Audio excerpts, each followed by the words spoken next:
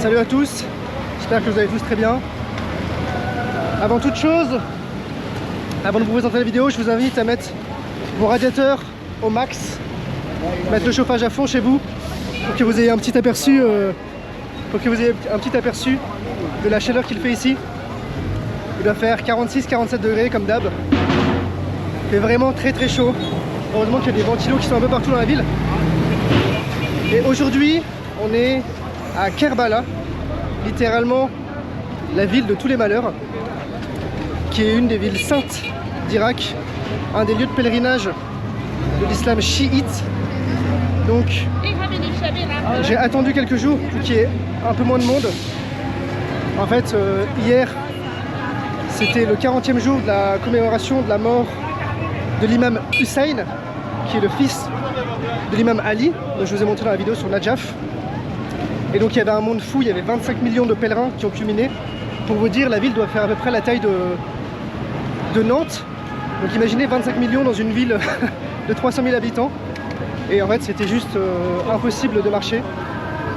Attends, je vais changer de main, comme ça vous verrez un peu plus le bazar sur ma gauche. Hop. Imaginez voilà à peu près 25 millions de personnes, donc il y avait vraiment impossible de marcher. On ne pouvait pas avancer, très compliqué de filmer. Et d'ailleurs vous avez peut-être vu dans ma précédente vidéo, mais la GoPro avait pris un coup de chaud. Donc je voulais faire attention à ça aussi. Là l'idée c'est de flâner un peu dans les ruelles, dans les bazars, de vous montrer un peu à la fin de la vidéo le mausolée d'Hussein. Je pense pas qu'on puisse y rentrer avec la GoPro, mais je vous montrerai les alentours d'ailleurs. On en voit une partie pour l'instant. En fait c'est très très grand, il faut faire tout le tour. Pour l'instant on va peut-être un peu passer par les bazars et idéalement se trouver un petit jus de fruits, ce qui fait vraiment très très chaud. Et on peut aller dans ce bazar. Allons par là-bas. Allez, je vous montre.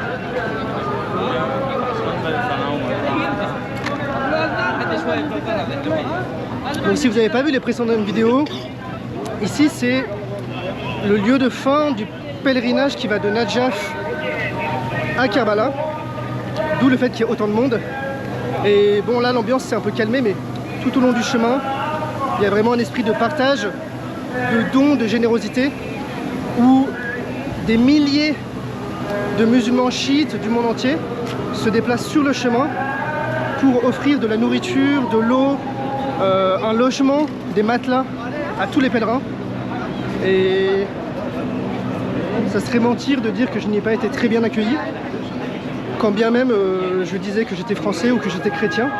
Il y a vraiment un esprit de partage inconditionnel. Et même des gens qui ont très peu de moyens font tout ce qu'ils peuvent pour nous accueillir.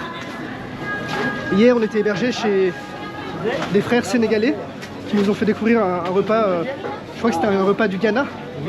Non, de Guinée, pardon. De Guinée. Et on a mangé du akupouté. Pour ceux qui connaissent, c'est du riz avec des feuilles de patates douces. Je savais même pas que ça se mangeait. Et là vous voyez, on est un peu dans le bazar. Donc on se balade un peu, on flâne. Et même un peu partout on trouve, voilà, vous voyez des endroits pour acheter des souvenirs, de la terre cuite pour la prière. Et John, peut-être tu peux nous expliquer un peu ce que tu m'expliquais sur ce lieu de commémoration. Alors en fait là ce lieu, il est possible que je me trompe d'endroit parce que j'ai pas toute la carte de la ville en tête, mais pour moi ce lieu représente là où le frère de l'imam Hussein, donc Abbas, a perdu un de ses bras. Donc en fait il s'est fait couper les deux bras en tentant de ramener de l'eau au campement de l'imam Hussein pour les enfants qui étaient assoiffés. Et donc l'armée de Yazid lui a coupé les deux bras avant de le tuer. Et donc là c'est un de ses bras qu'il a perdu. Voilà, donc c'est pour ça qu'on voit tous les gens qui viennent entre guillemets commémorer ce martyr. Il y a énormément de lieux comme ça. En fait je trouve pas le mot exact, je dirais très culturel de venir toucher un lieu de commémoration, notamment dans les mausolées, où l'on m'expliquait qu'en fait les musulmans chiites ont pour croyance que les personnes de ces mausolées sont encore vivantes. Donc c'est pour cela qu'on touche la porte avant d'entrer, on demande l'autorisation de rentrer. C'est très important ici. Il y a des choses à respecter, mais j'ai la chance d'être accompagné parce que sinon c'est vrai que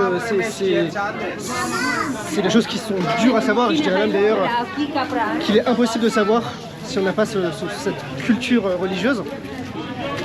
Donc là, c'est un point assez important qui est pas que pour les chiites d'ailleurs, parce que c'est assez important pour moi de le préciser, parce qu'il y a des frères sunnites qui vont nous dire oui mais vous priez auprès des morts, et en fait c'est dans le Coran que c'est marqué que ceux qui tombent dans la voie de Dieu, qui tombent en martyr, sont vivants auprès de Dieu. Et donc pour nous c'est quand on prie pas auprès d'eux, on leur demande intercession auprès de Dieu, parce qu'ils ont une grande place auprès de Dieu, et donc leurs prières seront exaucées. Et donc on leur dit priez pour nous, pour que nos prières soient exaucées auprès de Dieu. C'est ça la philosophie derrière. Voilà. Ça je n'aurais pas pu vous l'expliquer, donc je trouve ça super intéressant qu'on puisse avoir ça et comprendre aussi les lieux qu'on explore sans juste se contenter de leur beauté, même si en effet, regardez, c'est vraiment très beau, on voit un aperçu de l'intérieur. Et là, si vous dites qu'il y a du monde, bah, sachez qu'il y a vraiment très peu de monde par rapport à ce qu'on a pu voir sur les derniers jours. Et il y a quelque chose qui est assez surprenant en Irak, c'est qu'il y a un peu cette comment dire, cette culture de la bousculade. C'est que ça se fait entre guillemets voilà, de pousser un peu fortement, de jouer un peu des coudes. Donc c'est un peu déroutant parce que bah, généralement en France on se fait un peu chipper ou un peu insulter si on fait ça. Ici c'est très naturel parce qu'en fait tout simplement bah, sinon on n'avance pas. Et là on va essayer de se trouver un petit jus parce qu'il fait grand soif. Et encore une fois je vous invite à regarder les précédentes vidéos parce que vous pourrez voir qu'il y avait beaucoup de gens qui donnaient de l'eau, notamment des petites capsules d'eau de 180 ml qui, soit dit en passant, sont un peu un désastre écologique, mais je suis pas là pour parler de ça. Et là il y a quasiment plus rien, donc on a du mal à trouver un peu d'eau, même s'il y a encore quelques stands qui donnent de la nourriture. Tout ce qui reste c'est plutôt des supermarchés, ou enfin pas des supermarchés mais des échoppes, des stands de nourriture payants. Il faut savoir que sur les 2 derniers jours on a mangé en totalité gratuitement, on a dormi gratuitement sur la marche, on a vraiment eu tout ce dont on pouvait avoir besoin, même plus. On a même vu un cordonnier. On a vu un cordonnier, on a vu un coiffeur, un centre médical, une machine à laver, enfin il y avait vraiment tout. Et là donc derrière moi c'est le mausolée. Il y a le second mausolée qui est là-bas, donc on s'y dirige et on va peut-être passer par une ou 2 échoppes. Si on trouve un jus, quelque chose comme ça, ça peut être sympa. Du jus. Allez, on a trouvé du jus. Qu'est-ce que tu veux comme jus? Il y a une petite rue après qu'on peut essayer de visiter si tu veux. Moi je vais prendre un jus de melon. Regardez ça. Alors par contre les glaces par cette chaleur c'est un peu à éviter. Si vous n'avez pas qu'elles fondent instantanément. Je disais que j'essaie de faire en sorte que la GoPro ne choque pas. Dans la précédente vidéo elle a craché vers la fin. Parce que là déjà elle est un peu brûlante. Et tout simplement il fait vraiment trop chaud. Elle a du mal à tenir. Je fais attention. Salam alaikum. دون بتاعنا موجود؟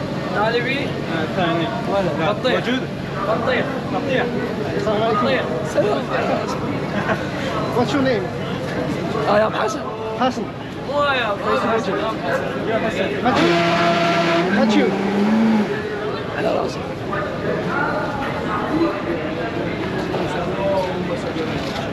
Ça va faire du bien, un petit jus. Là il y a une sorte de... On dirait des baklava. Les baklava c'est turc mais je sais pas trop ce que c'est exactement. En tout cas ça a l'air très sucré, très gras. On mange bien. Alors. Ah mais propose sans goûter, c'est très gentil. Chocolat. Chocolat.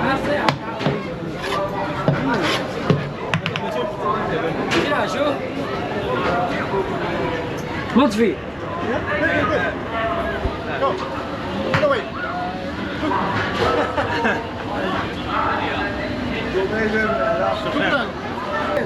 بلد ايران بحرين Francie. Paris. On va demander le prix de la GoPro. J'étais choqué par le prix de la GoPro, sachant qu'on a payé un jus à peu près 80 centimes. Les deux ou un jeu à 80 centimes. Les deux à 1,60 € quoi. Ouais, donc c'est vraiment pas cher. Globalement ici, on peut manger et boire pas très cher. Ce qui est très cher à Karbala, c'est les hôtels parce qu'il y a tellement de pèlerins. Et d'ailleurs ici, on le voit un peu moins. Mais hier, c'était impressionnant parce que tout le monde dormait un peu dans la rue. J'aurais bien aimé vous montrer, mais c'était... En fait, les gens n'ont pas de logement, donc les gens vraiment se reposaient ici dans la rue. Hop là, c'est dur d'avancer. Et oui, je disais, du coup, il y avait des gens qui dormaient un peu par terre. Elle est très sympa cette rue. Et c'est impressionnant parce que c'est des gens qui, pour certains, pas tous, mais pour certains, ont le luxe de vivre chez eux avec la climatisation, de se reposer, et qui viennent ici marcher et dormir dehors sous 47, 48, 50 degrés. Ça montre la force de leur foi. Et encore, c'est pas l'été le plus chaud qu'il y a eu en Irak. Les Sénégalais chez qui on était hébergés nous disaient qu'il y avait des étés à 58. Et 58, c'est... Quand je vois l'état dans lequel j'étais après une marche sous 48 degrés, je pense que 58, je meurs. C'est clair. Mais C'est vrai qu'on avait très chaud. Ouais. c'est très agréable aussi, je trouve, de se perdre dans la ville. On essaie de retomber un peu sur le mausolée. Je pense qu'il faudra faire demi-tour parce que là on a pris une route droite. Ah ouais? Il faudra faire demi-tour. Bon bah faisons demi-tour. En fait là on se balade dans un quartier. On essaye aussi un peu d'éviter ce qu'on appelle les teftiches qui sont des points de contrôle. J'ai eu pas mal, enfin entre guillemets pas mal de soucis avec la caméra. Et en fait lorsque les quelques fois où j'étais accompagné de quelqu'un qui parlait arabe et qui arrivait à expliquer aux militaires que j'étais français ou que j'étais youtubeur ou peu importe, et ils étaient très sympas et généralement ça se négocie un peu. Mais sinon ils sont vraiment pas fans de la GoPro, en fait tout simplement pour des raisons de sécurité. Parce qu'ici c'est pas quelque chose qu'ils connaissent. Et donc on sait pas, ça pourrait être un explosif. Bon après c'est vrai que c'est dommage parce que comme disait John, c'est que le rendre service que de vouloir filmer le mausolée en 4K et pas avec mon vieux téléphone de Golemont. Parce que j'ai un téléphone qui est vraiment naze et en fait je suis autorisé à filmer au téléphone mais pas à la GoPro. Et bon, ça va être un peu dommage.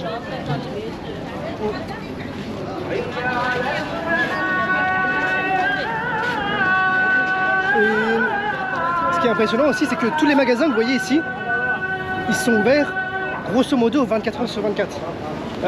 Il y a 2 nuits, on est arrivé vers 3 h du matin. Il y avait une foule monstrueuse et tout était ouvert. Mais c'est vraiment impressionnant et on voit des gens quand même crier en plein soleil. Là par exemple notamment, je ne sais pas si vous voyez, c'est un peu caché. Ce que je disais hier, c'est que moi je retiens jamais parce que les deux mausolées sont quand même très similaires.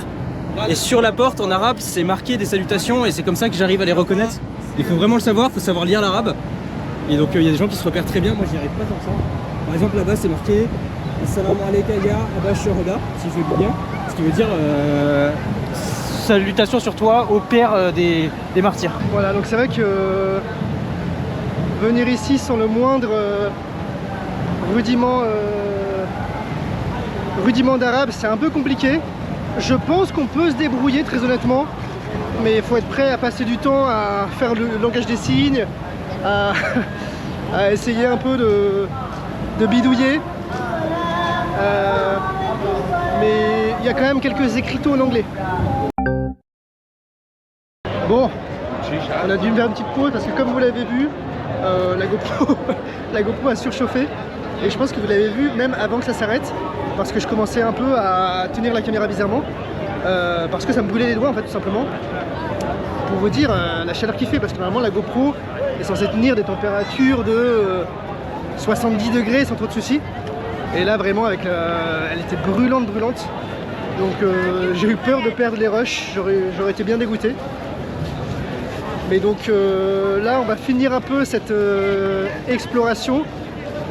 L'idée c'est de trouver un seau et du savon. Alors je sais pas où est-ce qu'on va trouver le seau, sinon tant pis. Mais tout simplement pour laver notre linge. L'avantage c'est qu'ici ça sèche très vite. Il y a énormément de sécurité, énormément de teftiches, énormément de points de contrôle. Là ça s'est un peu allégé, tout simplement parce que le plus gros du morceau était hier et que les gens maintenant commencent à partir.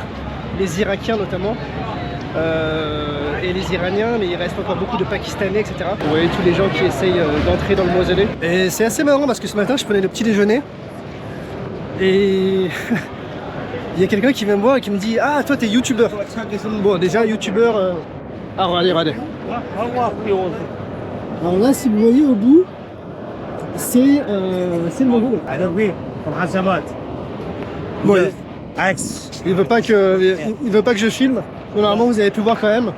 Je vais quand même filmer quelques images, là, vous voyez. C'est un peu dommage. Donc, je pense que vous avez vu, donc je disais que c'est le mausolée du coup de l'imam Hussein, dont je vous parlais tout à l'heure. Et vous avez pu voir le monde qu'il y a à l'intérieur. C'est rien comparé encore une fois à ce qu'il y avait hier, au monde qu'il y avait hier. Mais ça fait que c'est dur de rentrer, ça peut être long aussi. Hop, je vais vous montrer ça aussi. Ça, en fait, c'est ce qu'on appelle le Tilezé Nabia. C'est de là que alors l'imam Hussein était avec ses compagnons et sa sœur notamment, Bibi Zainab, qui montait là. Il y a une petite colline et elle regardait donc les hommes aller au combat et se tuer. Et notamment, elle était là quand l'imam Hussein s'est fait égorger par Shimr et juste avant qu'il se fasse égorger, il lui a dit rentre à l'intérieur parce que tu pourras pas supporter de me voir. Donc elle est rentrée, c'est là qu'elle regardait tout ce qui se passe. On n'est pas encore allé au mausolée d'ailleurs, hein, donc c'est aussi le plan ce soir. Et si jamais j'arrive à y rentrer avec la GoPro, on va déjà essayer d'y aller sans, pardon. Puis on essaiera d'y aller avec. À Najaf, on a un peu joué en essayant de la cacher dans nos chaussures, etc. Et c'est passé. Mais dans le doute, j'ai pas fait d'image avec la GoPro pour ne pas avoir de problème. J'ai fait des images avec mon téléphone, mais c'est quand même une qualité qui est vraiment moindre. Et là la GoPro commence déjà encore à chauffer énormément. Donc je disais, il y a un mec qui est venu me voir ce matin qui m'a dit « Ah toi t'es youtubeur ?»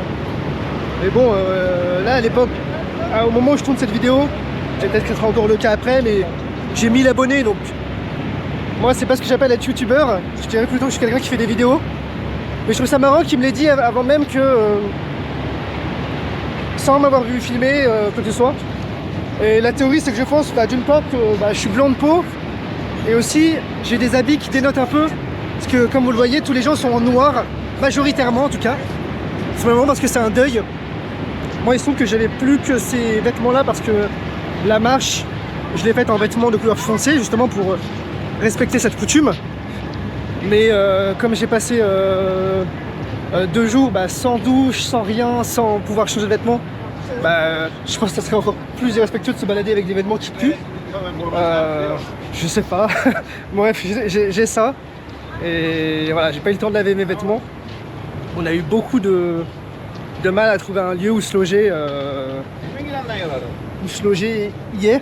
Et en fait, on a même visité un lieu où on a dit oui, je connais un Airbnb, une maison. Et donc on allait visiter. Et en fait, c'était des murs et des tapis sur le sol. Et c'est tout. Et en fait, pour vous dire à quel point c'est dur de se loger.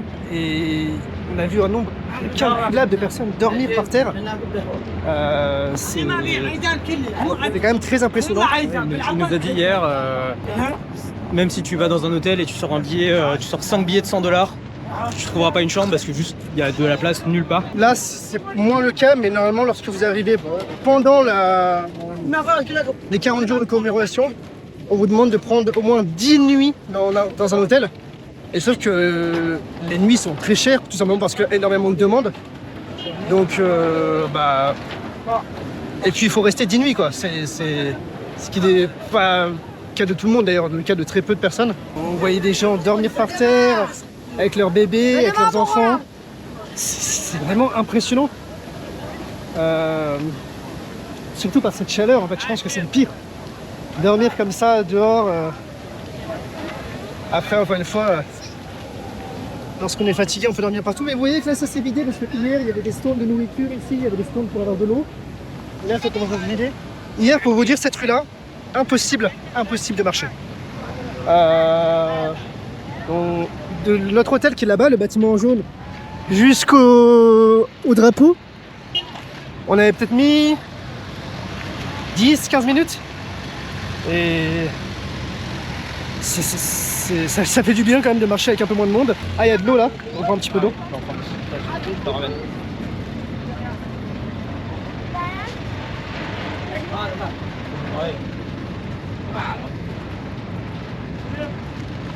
Ah, donc c'est ces petites capsules d'eau dont je vous parlais. C'est très pratique. Hop. T'en as encore, tu veux que je jette? Non, c'est bon. Par contre, il roule un peu comme des fous ici. Je sais pas, il me fait rouler dessus. Ah ouais, vous avez vu, il a failli se faire rouler dessus sous le pied. Je trouve que ce genre de bâtiment, c'est vraiment, je pense, ce qu'on s'imagine quand on parle de l'Irak. Ça va? Un peu, ouais, les bâtiments beige comme ça. Et je pense que beaucoup ne soupçonnent pas l'existence de ce genre de mausolée. Moi, avant de venir en Irak, je pensais que c'était plutôt des bâtiments comme ça. Ah oui, ici, klaxonner, ça veut pas dire attention, ça veut dire je ne te donne pas le droit de traverser. Et en fait, il faut un peu jouer des coudes avec les voitures, entre guillemets, parce que si je mets un coup de coude au camion, je vous laisse deviner qui gagne, mais je pense que c'est pas moi.